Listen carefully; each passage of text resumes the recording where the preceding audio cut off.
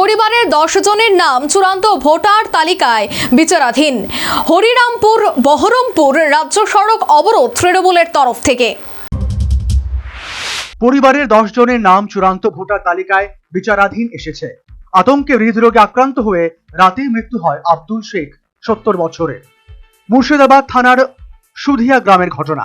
এই ঘটনা জানাজানি হতেই সুধিয়া বকুলতলা মোড়ে সোমবার সকাল থেকে হরিরামপুর বহরমপুর রাজ্য সড়ক তৃণমূলের তরফ থেকে অবরোধ করে বিক্ষোভ দেখানো হয়।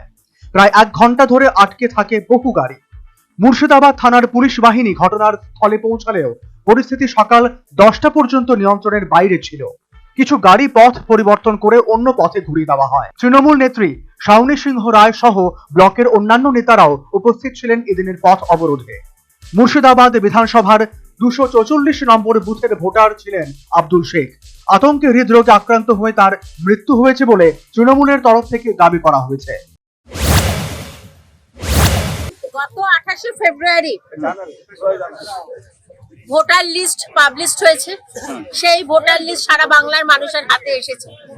আমাদের 64 নম্বর মুর্শিদাবাদের মধ্যে অ্যাপ্রুভ ভোটারের সংখ্যা হচ্ছে 2,41,000 সামথিং। সেই জায়গায় ডিলিটেড ভোটারের সংখ্যা হচ্ছে 2,469 জন এবং অ্যাডজুডিকেশনের সংখ্যা হচ্ছে 21,150। এই অ্যাডজুডিকেশনের তালিকার মধ্যে আজকে আব্দুল শেখ, যার বাড়ি হচ্ছে তেতুলিয়া অঞ্চলের বুধিয়া গ্রামে 244 নম্বর বুথে, তার পরিবারে তিনি সহ আরো 9 জনের নাম এসেছেন। তার স্ত্রীর নাম এসেছে, তার 4 ছেলের নাম এসেছে, ছেলেদের 4 জনের বউয়ের নাম এসেছে। তারা দীর্ঘদিন ধরে এখানে বাসিন্দা। তাদের সমস্ত কাগজ থাকার পরও যখন তাদের নাম অ্যাডজুডিকেশনে চলে এসেছে, তাদের আন্ডারে রয়েছে, সেই জায়গায় তারা আতঙ্কগ্রস্ত হয় এবং আতঙ্কগ্রস্ত হওয়ার পরে রাত্রিরে তার হার্ট অ্যাটাক হয়। তাকে বহরমপুর মেডিকেলে নিয়ে যাওয়া হয়।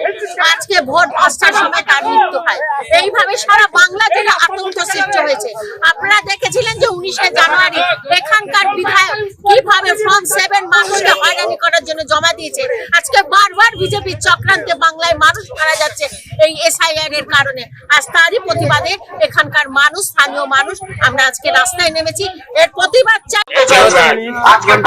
আধা ঘন্টা হয়ে গেল, কি কারণ দাঁড়িয়ে আছেন?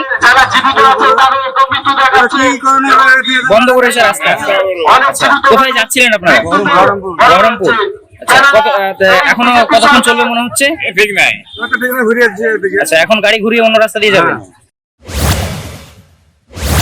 দফায় দফায় পথ অবরোধকারীদের সঙ্গে কথা বলে পরিস্থিতি ধীরে ধীরে স্বাভাবিক করে পুলিশ প্রশাসন।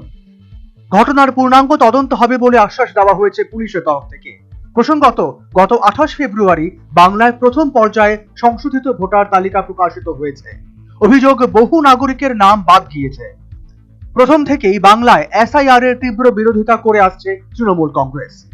National bureau report, news vanguard.